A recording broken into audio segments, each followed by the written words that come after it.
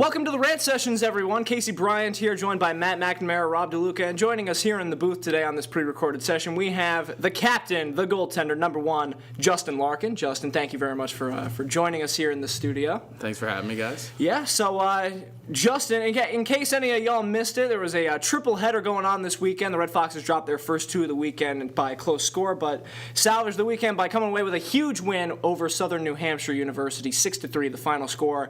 And the man here in the booth played 8 of the 9 periods going on this weekend. Justin, it was a test of your will and of your legs, I guess. Yeah, I wasn't really planning on playing in the second one, but yeah. So you've had to come in for a relief appearance now twice, I believe, this period. Weeks, yeah, in the past few weeks.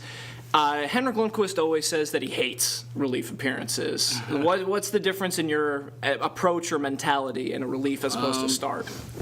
I don't like relief appearances only because that means the goalie that started didn't do well, and I don't want to see Ty or Atwell, for that matter, do poorly.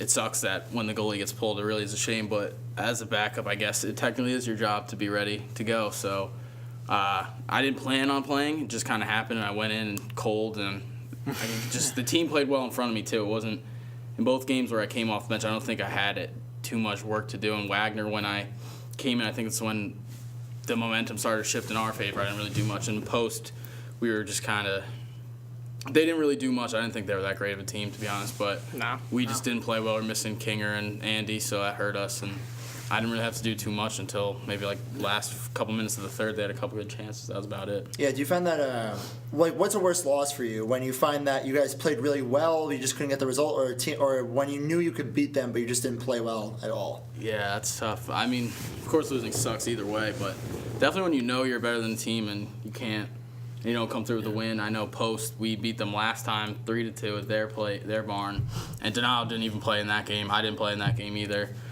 We both were watching from the stands, and we were saying to each other during the game we were so much better than them. We just couldn't get the chances to go, even though we still won 3-2. But same with this past weekend. I don't really think post was that great. I don't know if any of their players were better than our top players. Maybe their best player is number 12. He could play, but other than that.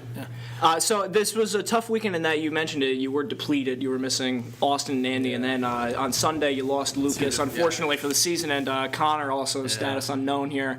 But it was still huge to come away with a win, even when you were shorthanded for essentially 2/3 of the game. So I guess it must be a testament of your guys', I guess, resiliency and depth, really, because Anthony had himself a great weekend, and Nick had to step up and take some huge minutes in the third game. So I guess my question is, where does that depth come? What is it like in the locker room knowing that you've got to now step up and the lower rung guys are going to get their chance? Yeah, it was interesting. I mean, we knew going into the weekend we weren't going to be with Andy, and then Kinger, he said something about his head was foggy, so then I knew right away that he was going to be done, and he was, of course, he was shut down. So then, we're going in without 2. We need some guys to step up. And then in the Southern New Hampshire game, after the first period, the locker room was a frenzy. We got Milbank's got a crooked foot, and Flynn's trying to get his back stretched out by the trainer. It was nuts. There's so much distractions going on, and we were just Donato and I. And it's a small locker room. Yeah, you can't really hide from that. It is pretty small. And Donato and I were trying to just say to the guys, you got to just step up here. We need someone too, and they did. Vital had a big goal. I thought the defense, Evan, Rudzi, they all played, and Aaron, they played well and stepped in. Obviously, Vinny and Dan had to play some more minutes than usual, but they were able to handle that load. And I was proud of the way everyone stepped up. We were a pretty young team, so it was cool to see. Mm-hmm. So, Justin, all captains think of it in a different way. What does the captaincy mean to you on your jersey? Especially as a goaltender. You and Roberto Luongo can say you have something in common in that you both are a goalie captain. Yeah. Being captain is a great honor. My senior year of high school, I was captain of our team, too, and that was the first time I had experience as a goalie captain. So I did have a little experience coming into this year with it. It meant a lot when I was picked. Obviously, as a goalie, I didn't really think I would get picked. So it was a pretty cool honor to be one of the captains as well with Kinger and Andy. And I think for all of us, we just try to be and try to be the best leaders that we can be out there on the ice and be someone that the guys can look up to. I try to stay calm on the ice and not really show too much emotion for the guys, just to stay even keeled. And because all the young guys look up to you in the locker room, and coach says coach says his spiel and whatever, the guys look around for the captains to talk, and that's like a pretty big honor to be one of the guys that steps up for the team. And Donato didn't have the letter on his sweater, but they finally added it heading into the spring. He always seems to be the guy to crack the whip, especially on the bench. Yeah, I guess you could say he's our version of a hype man. I'm not sure he does a lot of the chants and gets the guys together, right before we head out on the ice. And I'd say Kinger and Andy really lead by. I'd say Kinger and Andy lead by example, and Donato and I lead through our voice. That's how I break it down. So split down the middle. Yeah, Donato is certainly one of those guys on the ice that we saw against Southern New Hampshire, just sticking up for any guy. He'll be the one to take the penalty. He'll be the one to throw a couple fists every now and then. He's really the physical leader on the ice for you so far. Kind of replacing. And we had mentioned in the other interview that we had where we talked about who would win in a fight on the team in a boxing tournament here, and both Vinny and Max said that Donato would come away with the win. Yeah, I put my money on that. Definitely. Yeah. Any other ones besides Donato, or is he just by far? Donato's pretty tough. Max could probably throw him. Yeah. Max is a tough kid. Definitely. Honestly, I put Atwell up there too. Wow. He got a fight last year against Roger Williams. He ripped the kid's helmet off and punched him in the face like 2 or 3 times. I remember that. Yeah, that was like one of the first games that we broadcast last year. That was interesting. I remember he was in the game. He ripped the goalie. The player ran into him 3 or 4 times. He had bowled him over. Yeah, a couple times, and Atwell ripped the kid's helmet off, and he saw his arm cock back, and right as his arm cocked back, I just hear our coach. He's like, "Larkin on the ice, stretching now," and he was furious at Atwell. But I said to Atwell, I was like, "Good job, you did the right thing." I mean, he stood up for himself. He can throw a punch. He's a tough kid too. And that turned the momentum in that game too. You guys came back and won that game. Yeah. We're down 4-2. You came back and won. We were down 4-2. Our goalie gets in a fight, and our coach was pissed after the game. And I said to him, I was like, the turning point was Atwell's fight. And you don't want to admit it. He's You don't want to set a good example, but he's like, that definitely was it. That was earlier this year too. Rudy's fight kind of turned. Right. That was. Rudy was grabbing that too. Fake the throwing of the helmet in the stand. Now, moving forward, obviously, this weekend, big weekend, we got Pack the Rink night. So, and what I was noticing at the end of the game against Santa last time, there's a little bit of scrappiness, a little bit of chippiness. Yeah. Now, when you go up against a team that's your rival and a team that you get very physical with, how do you address it in the next game? Like, how do you channel that rage and that sort of animosity that you face with that other opponent? How do you channel that on the ice and even before the game and during the game? Yeah, that's a great question. I guess the biggest thing is don't get your emotions too out of hand. Obviously, if you're a player, you want to throw a big hit, you got to make sure the guy has the puck. You don't want to take a penalty. You don't want to do anything stupid. You don't want to hit anyone from behind because you don't want to get suspended. Even though we only have 4 games left in the regular season, we still need everyone for those 4 games. So use your emotion in spurts.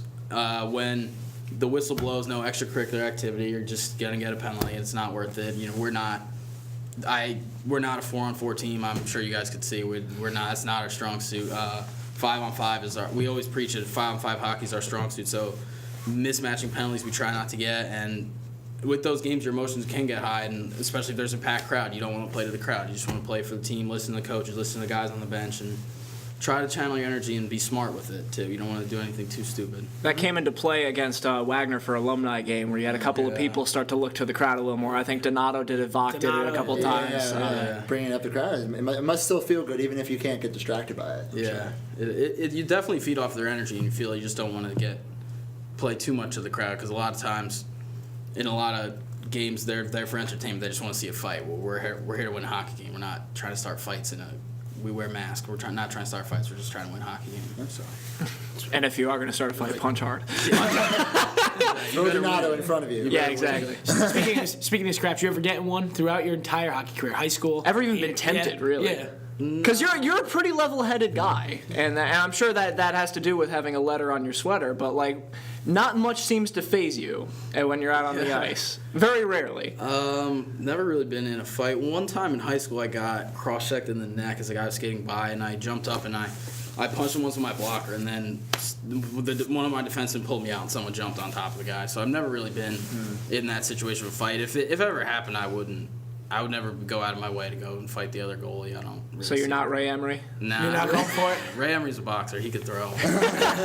Throw hands, I just don't, it's goalie union. I wouldn't want to go fight another goalie. It's just don't really see the. Yeah. So beyond the tough game on Friday too, you have a game against William Paterson on Saturday Sure. too, which is going to be hard, especially considering how well you played in the first game. Faced 60 shots on goal by 57 their saves, count. a beautiful performance. 57 saves. I mean, Thanks. that's the game of your life, man. It's not 57 shots. Not many people can say Witness, that. but I've only heard good things. It's kind of like the mythical thing just going there. We had them on their heels, and we just couldn't pull through in the end. They're a deep team. That's, I think, what hurt us in the end. We were a little tired, but I think this will be a great game. I really do want to beat them. Since I played for Marist, we've never beaten them. We've come close a couple times, but I've never beaten them. Are they the only ones since you got here? Or? That we've never beaten? Yeah. I feel like you've Probably handled NYU is everything. probably I was gonna say not NYU, We yeah. beat NYU once, actually. Yeah. Oh, wow. Wow. Yeah, so- I remember that game. Yeah, You William got UNH. Paterson You had is, UNH last year. Yeah, so. UNH, yeah. So I guess probably Willie P is really the only team. And they're one of the top-ranked teams in the basically in your standings, so that would be a huge victory for you guys. Their guy Jordan Houlihan is Their goalie. actually like the number one goalie in Yeah. ACHA by their ranking. So I don't know how they rank it, but like he's got like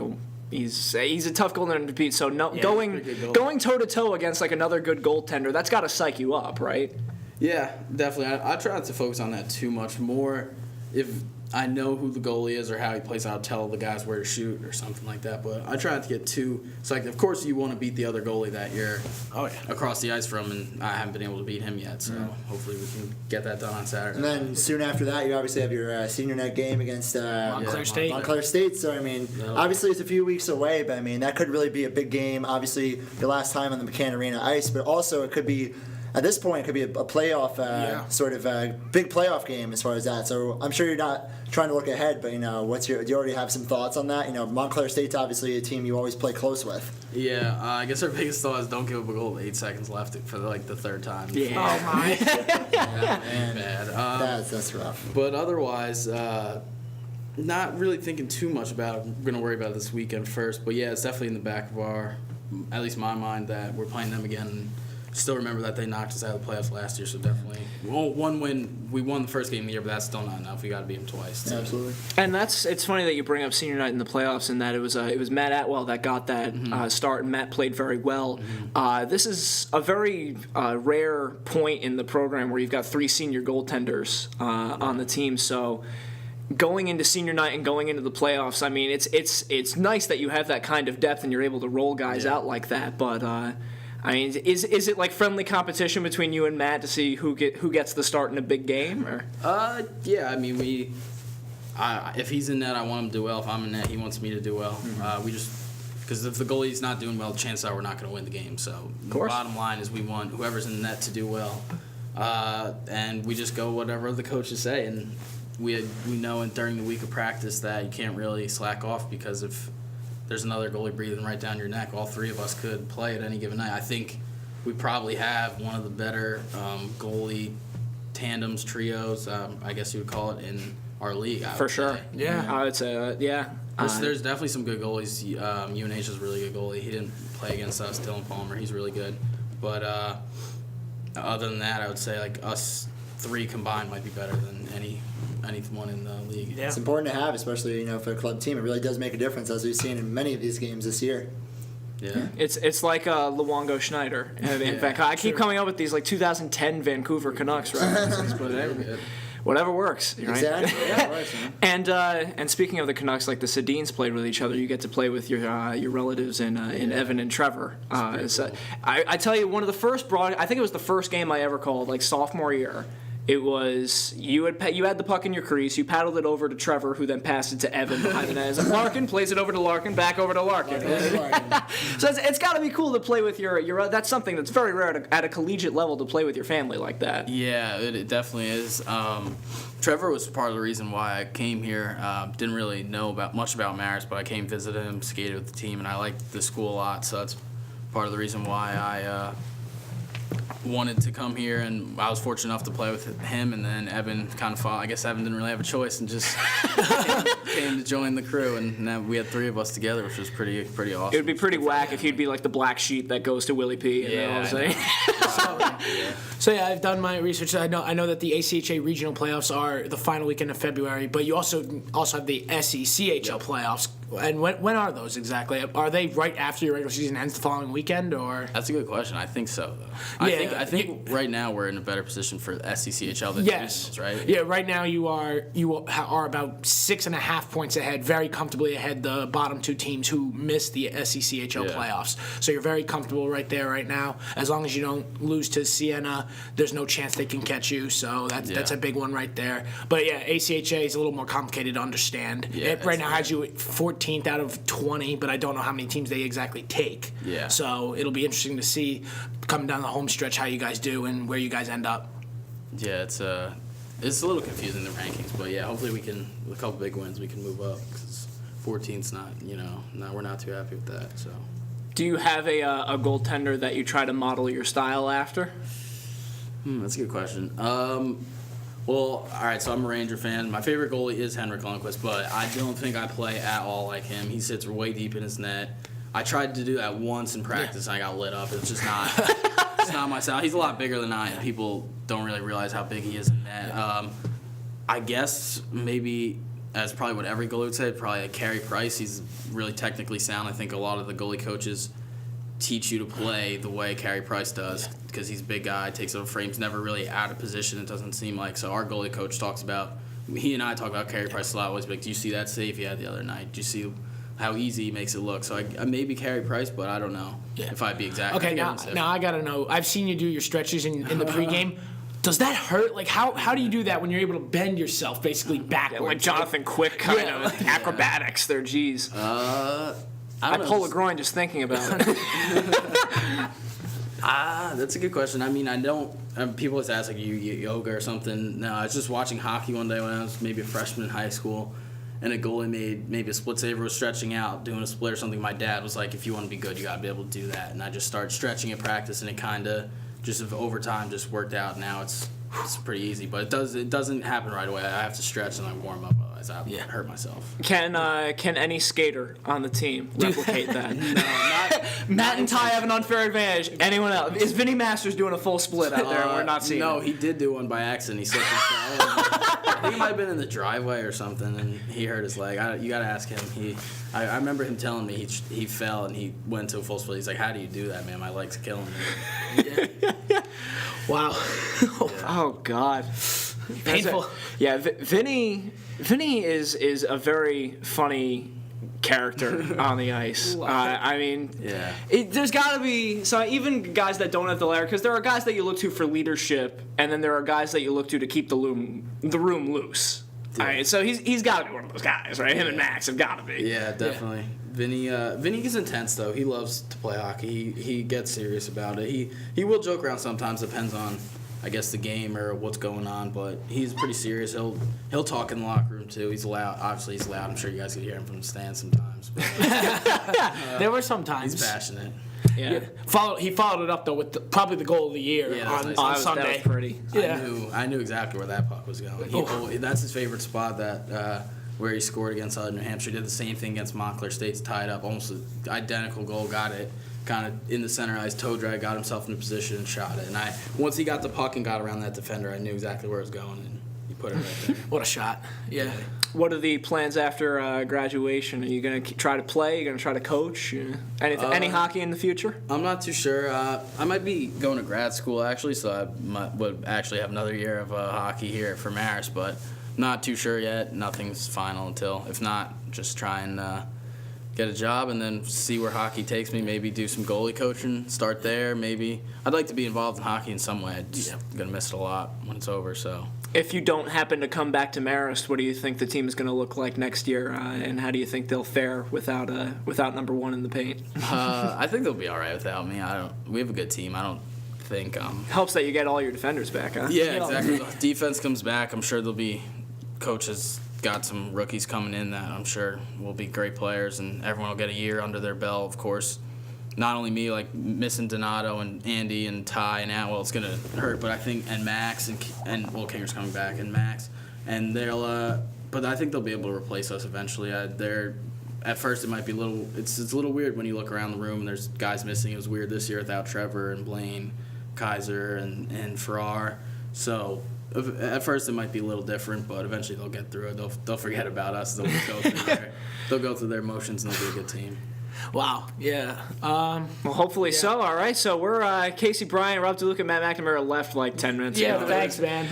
Whatever, man. All right, well, we've been here with number 1, the captain, Justin Larkin. Be sure to come out to Pack the Rink night Friday night at 9 p.m. against the Siena Saints, and then on Saturday against the William Paterson Pioneers, Saturday at 4 o'clock. Justin, thank you very much for joining us here in the booth. No problem. Thanks for having me, guys. Yeah, no problem. You're listening to the Rant Sessions on WMAR. Don't go anywhere.